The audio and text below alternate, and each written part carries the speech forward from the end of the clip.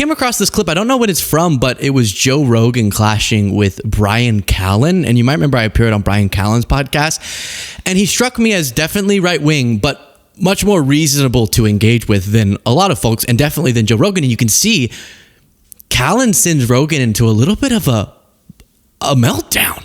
I haven't seen Rogan like this in many situations. Before I play that clip for you, here was an example of what I'm talking about, where seeing Callen be much more reasonable in debating Rogan doesn't surprise me, given that even as we were talking and I was pointing out to him, a lot of things you're bringing up are kind of overstated culture war issues that go viral on social media to depict the opposition to the right wing as something that's really not. And if we dealt more with the substantive policy areas, then we could probably unite around policies that improve people's lives. And like most people just go, no, but what about the trans?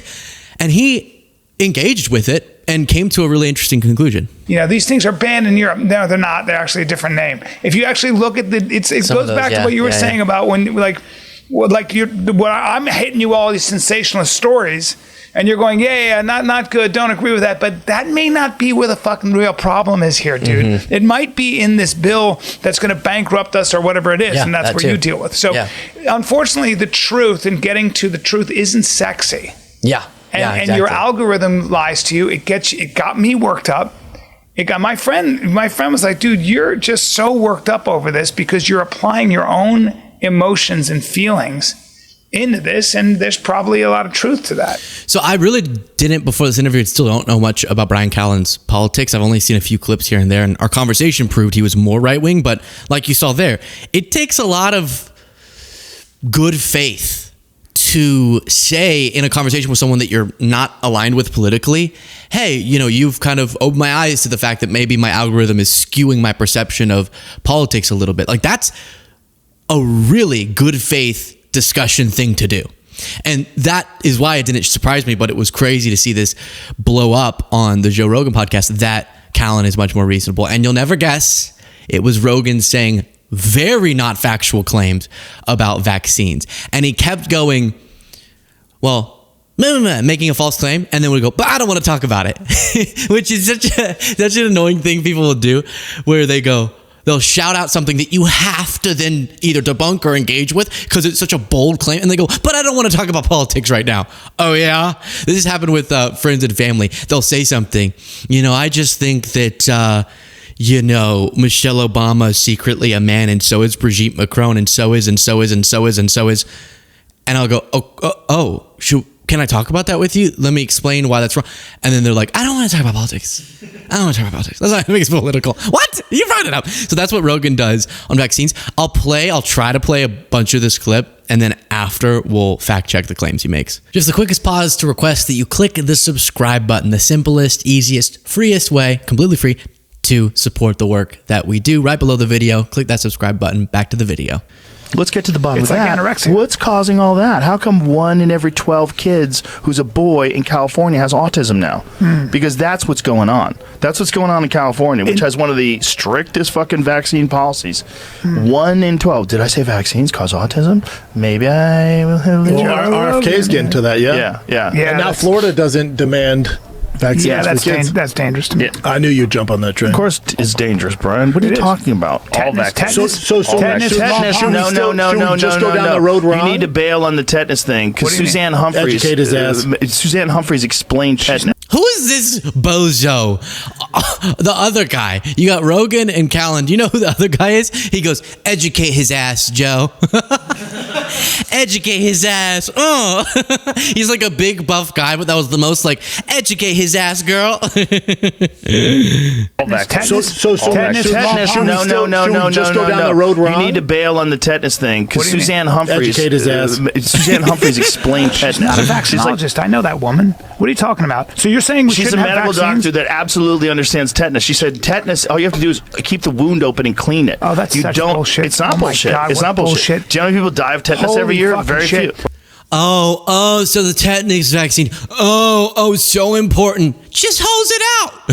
Just hose out the wound. What's the problem? Okay, so let me ask you a question, Mr. Joe Rogan, Mr. Scientist. Are you saying that we shouldn't Don't have... do that. Don't call me Mr. Scientist. I'll start mocking you, and it's so much easier to mock you. So are we not... So you don't believe in vaccines? You don't think we should have vaccines? It's not that I don't believe in vaccines. What are you saying? It's I don't think you should give a kid a Hep B vaccine when they're a baby. Different subject. MMA vaccine is absolutely connected to a host of serious, debilitating fucking problems that kids have gotten from them. There's a lot of problems because they don't test vaccines in a double-blind, placebo-controlled setting. Hold it. They test them against other vaccines. You know that, right? Yes, I do. Excuse me. Let me just say something. Yes, you're right. You can make the argument for Hep B. Here's why. Because the chances of a child coming in contact with the kind of activity that causes Hep B is different. So now Sexually transmitted disease and needles. So now you say that. All right, okay. Well, Callen made a wrong point there, but he's trying. And sometimes when someone goes, "Did you know that?" You kind of feel like you need to go, "Yeah, of course I knew that." But then make your other point if what they're saying is not directly disputing your point. No, it's not true. It's not true that the only way babies get Hep B is through sex.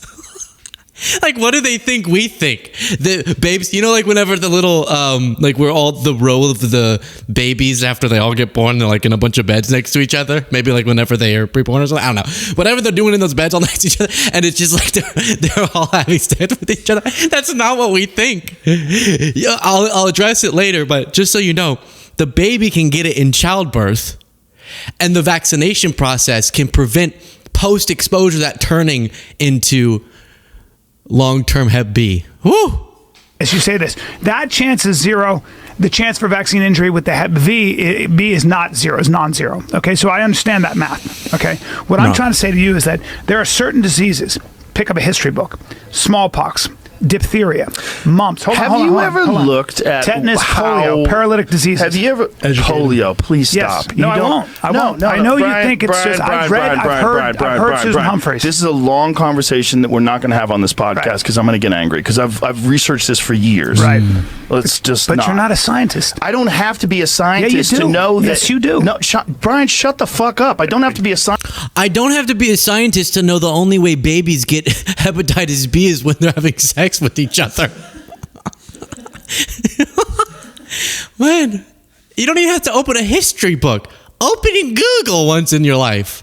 Scientists to read research to understand that they were spraying DDT all over the fucking country when everybody was getting polio. Do you know that? Yes, you know I do. the first Yes, instances of polio, they happened in rural communities where they were all farmland and agriculture, and then cows were getting them, and horses were getting them, and dogs were getting them. Let me make a statement. I'm going to address all of this at the end. We're calling it paralytic polio. Do you agree with the following statement? It's not just... I'm not going to do this with you, but Brian. It's not just about... I brought up vaccines, it's not just about... Hold on, Joe. No, Brian, I don't want to do this with you. But it's not just about... We're in the middle of a fight companion. It's annoying. All right, but it's like... Yeah. And being anti-vax. No one's anti-vax, It's not anti-vax. There's so much. I can't wait because you're hearing all these points build up, and I'm just going to go like this. Boom, boom, boom, boom. Right down the list. But the whole vibe is also interesting. No, you can't do that, Joe. You can. It's your show. Okay. But you can't do it and come off reasonable where you make a huge, bold point. Like, we've been lied to for generations about vaccines. And then go, but I don't want to talk about it. No, you're going to have to let Brian respond if you want to come off reasonable at all. Or you could have started right when vaccines came up and went, I don't want to talk about this. That would be fair. But you didn't. You made big points, and now Callen's trying to respond to like 5 incorrect things you just said. Question why there's so many, though. My kids are all vaccinated, and they're vaccinated, but they went on a delayed schedule. They delayed schedule. So did mine. So did mine. You're not? Yeah, you're not. No. Yeah, good for you. I don't think you need to. No, they're healthy as fuck. Yeah. Between the two of them, they have 12 touchdowns this week. 2 home runs. I think the problem is that the pharmaceutical drug companies have an exemption because of what they did in the 1980s with Reagan, where they allowed them to never worry about being sued. And that's when they ramped up the fucking schedule. And that's also the correlation. When you look at all the fucking host of all sorts of diseases and issues Just that look start at happening in autism. kids. It's through Autism the is just fucking one. roof. There's a lot of other autoimmune issues. There's a lot of like serious problems. I think there are three things that have pushed us beyond our biology, and the reason we don't have a lot of children. Okay, then he's gonna make a few points. It's funny they do this. They're like, what else do we need to know? Vaccination rates went up and autism rates are going up. Okay, usage of social media went up and autism went up. As Trump got older, autism rates went up. It's like, yeah, you can do all sorts of correlations. Sure. That doesn't mean that the causation's there. And it would be one thing if you were going, we should look into this. But it's a whole nother thing when it has been looked into so much. But again, I keep spoiling my points. Problems. I think there are three things that have pushed us beyond our biology, and the reason we don't have a lot of children dying: nutrition, sanitation, and vaccines. And I think anybody who says otherwise is, I think it's crazy. But you can't say all vaccines be. I didn't say all vaccines. But I get very worried when people But he's start not saying all vaccines. It sounds like he is. Brian, you don't know what the fuck I'm saying. You don't. Well, I know because you don't want to talk about it. Brian, I don't want to talk about it in the middle of a podcast because it'll completely derail the podcast. And I'll start showing you statistics. If you look at when people stop getting all of these diseases, and then when the introduction of vaccines happen, it's at the end, after the disease has already gone through the population. Most of those diseases were eradicated by sanitation and nutrition. Yes, there was a correct. huge problem in this country. So he's just making like so many incorrect points. You can see, pick some of these diseases, you can see the introduction of the vaccine and the plummet of the disease. I don't know how, I guess it's the anti-vax sources he's going to, but how you get so misinformed as like a generally competent human being. Which There's something wrong with him. I assume he's generally competent. So let's go through a few of these points. Claim one he made was that hepatitis B vaccine causes serious debilitating problems in babies and that it's unnecessary. That's false. The hepatitis B vaccine has decades of safety data. Serious side effects are extremely rare. No evidence linking hep B vaccine to autism or chronic developmental disorders. Millions of doses have been studied globally with no unexpected safety signals, and it's given at birth because 90% of infants infected develop chronic hep B. It's far more dangerous for infants than adults upon exposure, and that exposure can happen and does happen during childbirth and in other ways in that early childhood period of time, open cut or things that aren't sexual contact. Still, exposure happens, and the vaccine helps to prevent chronic infections. Vaccines, this was the second claim he made, vaccines aren't tested in double-blind placebo trials. That's wrong. Many vaccines were tested in randomized double-blind placebo-controlled trials. But once a vaccine is proven effective, then there's an ethical issue of knowing something's effective, but withholding it from a group during a trial, which would put them at higher risk of dying from the disease that you're studying. And so there does have an introduction. You can still do very comprehensive studies, and tons of these vaccines have had the exact structure study that he's referencing. He said tetanus can be prevented just by hosing it out with the garden hose or cleaning a wound. That's false and dangerous.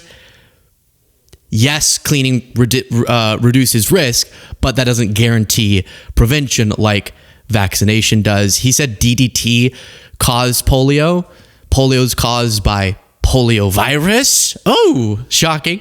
Evidence of polio exists thousands of years before DDT. Outbreaks occurred in places without DDT. Polio decline correlates with vaccine rollout, and the global reduction, 99+% due to vaccination campaigns, has been observed. So even before DDT, we had polio. So how could that possibly be the case? And then you have his point about California, which you'll hear a lot. They'll go, look at this blue state that has higher autism rates. I don't even think he's correct about the numbers. It looks like 1 in 31 children overall in California and 1 in 20 boys. And they'll say that must be because they're getting vaccinated more in that state. But in reality, those are the very states that are investing more in diagnosis, that you are more likely to be diagnosed in because of their healthcare system or because of a culture than other comparable states or other countries. So this is more of a diagnosis impact than a vaccination one, or it's definitely not a vaccination one, and it does have a lot to do with diagnosis and the healthcare system. So I probably even missed stuff on that. I had to write it down, and I think I got most of what he said, but you can tell he's just rapid firing just a hose of misinformation. And then Bryan Callen, who himself is not an expert, Rogan's definitely not, I'm not. It's hard in the moment to go, oh my gosh, you just threw out so many points. How do I go and comprehensively address them? And then as Callen tries to start, Rogan cuts him off and says, I don't want to talk about this. And we have seen plummets in infant mortality rates because of vaccinations. We've seen life expectancy increase because of vaccinations, and it goes on and on and on. And for him to be setting up more children like this to experience devastating outcomes like this without really taking the time to understand the issue is disturbing. James Tate posted, South Carolina parents living in the state's measles epicenter tell of their devastation after their unvaccinated 7-year-old son, Ethan, developed encephalitis, a complication from the virus that causes swelling and inflammation in the brain. Mom of 7-year-old hospitalized with brain swelling from measles. I still wouldn't have given my son the vaccine. So this caused by measles, unvaccinated, totally preventable, now hospitalized, could die. And because of that, mother has been convinced by people like Rogan, maybe literally Rogan or people like him, now something completely unnecessary has happened to her son, which is so heartbreaking. So this matters. This isn't just a debate. And for him to throw out so many incorrect things and then go, I don't want anyone to have any time to correct me, while an audience of millions of people are being misinformed, and then he's rooting on, well, good for you not getting your kids vaccinated. Well, there's going to be more kids like that kid who did not need to experience this, but did because of people's lies.